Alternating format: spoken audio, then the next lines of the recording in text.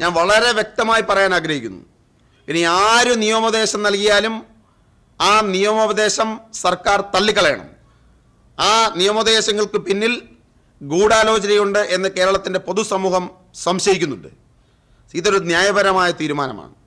കേരളത്തിൽ പൊതുമേഖലയിൽ പ്രവർത്തിക്കുന്ന IRAയും KMML ഈ രണ്ട് സ്ഥാപനങ്ങളും, ഇപ്പോൾ KMML എന്ന് പറയുന്ന സ്ഥാപനം കരിമണൽ വേർതിയെടുത്ത് ഇൽമനേറ്റ് ഉണ്ടാക്കി ആ ഇൽമനേറ്റിൽ നിന്ന് മൂല്യവർദ്ധിത ഉൽപ്പന്നമായ ടൈറ്റാനിയം ഡയോക്സൈഡ് ഉൽപ്പാദിപ്പിക്കുന്ന നിൽക്കുന്ന ഫാക്ടറിയാണ്.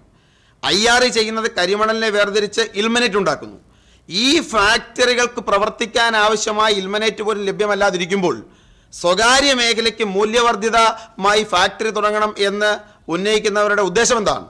ആദ്യം പൊതുമേഖലാ സ്ഥാപനങ്ങൾക്ക് ആവശ്യമായ റോ മെറ്റീരിയൽസ് പോലും ഇല്ലാതിരിക്കുമ്പോൾ സ്വകാര്യ മേഖലയെ സഹായിക്കാൻ ശ്രമിക്കുന്നവരാരാണ് എന്ന് അന്വേഷിക്കണം. ഇതിൽ രാഷ്ട്രീയത്തിനതീതമായി, കക്ഷി രാഷ്ട്രീയത്തിനതീതമായ ഒരു ലോബി ഇത്തരം സ്വകാര്യ സമ്പന്ന വർഗത്തെ സഹായിക്കാനായി കേരളത്തിൽ രംഗത്തുണ്ട് എന്നത് യാഥാർത്ഥ്യമാണ്. തമിഴ്നാട്ടിലെയും കേരളത്തിലെയും സ്വകാര്യ കരിമണൽ കമ്പനികൾക്കെതിരാണ് ഞങ്ങളുടെയും എക്കാലത്തെ നിലപാട്.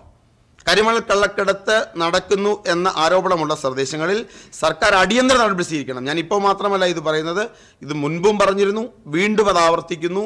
കരിമണൽ കള്ളക്കടത്ത് തടയാനും നടപടികൾ സ്വീകരിക്കണം. മുമ്പ് നടത്തിയെന്ന് ആരോപിക്കുന്ന കാര്യങ്ങളെ സംബന്ധിച്ച് CBI അന്വേഷണം നടത്തണം. ഒരു കാരണവശാൽ കൊല്ലത്തിൻ്റെ തീരപ്രദേശങ്ങളിൽ സ്വകാര്യ മേഖലയ്ക്ക് കരിമണൽ ഖനനം കൊടുക്കാൻ പറ്റില്ല. ആലപ്പുഴയുടെ തീരപ്രദേശത്ത് അത് സ്വകാര്യ മേഖലയിലും പൊതുമേഖലയിലും കരിമണൽ ഖനനം അനുവദിക്കാവുന്ന പാരിസ്ഥിതിക സാഹചര്യമല്ല അവിടെ നിലവിലുള്ളത്. അപ്പോൾ പൊതുമേഖലാ സ്ഥാപനങ്ങളുടെ തലപ്പത്തും രാഷ്ട്രീയ രംഗത്തുമൊക്കെ ഈ സ്വകാര്യ കുത്തകകളെ കരിമണൽ ലോബിയെ സഹായിക്കാനായി ഒരു ലോബിയുണ്ട്, ഒരു മാഫിയ ഉണ്ട് എന്നത് യാഥാർത്ഥ്യമാണ്. അവരുടെ പ്രവർത്തനങ്ങളെ നഖശിഖാന്തം യൂത്ത് കോൺഗ്രസ് എതിർക്കും. ഇത്തരം അടിസ്ഥാനരഹിതവും പരിഹാസ്യവുമായ വാർത്തകൾ കൊടുത്ത് കരിമണൽ ലോബിക്കെതിരെ പ്രവർത്തിക്കുന്ന വ്യക്തികളുടെ എൻ്റെ ആത്മവിശ്വാസം തകർക്കാമെന്ന് ആരെങ്കിലും കരുതിയാൽ അത് വെറും വ്യാമോഹമാണ്. ഞങ്ങളുടെ പോരാട്ടം തുടരുക തന്നെ ചെയ്യും.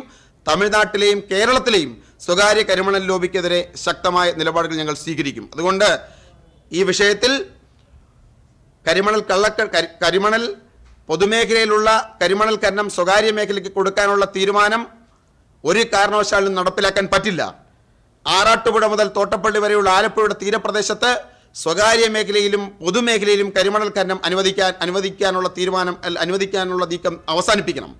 കരിമണൽ കള്ളക്കടത്ത് തടയുവാൻ വേണ്ടി സർക്കാർ വളരെ അടിയന്തരമായി ചെക്ക് പോസ്റ്റുകൾ ഏർപ്പെടുത്തണം. അത് CISF പോലും സഹായം സ്വീകരിക്കണമെന്നാണ് യൂത്ത് കോൺഗ്രസിൻ്റെ അഭിപ്രായം.